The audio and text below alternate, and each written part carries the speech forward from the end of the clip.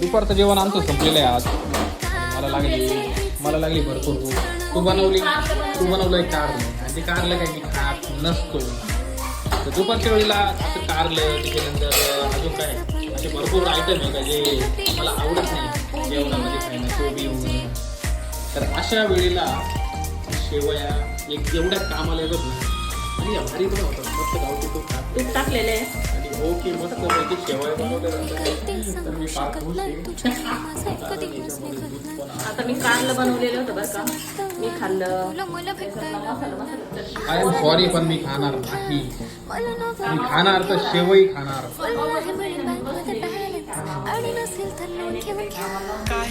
मला खायची तर फक्त शेवई.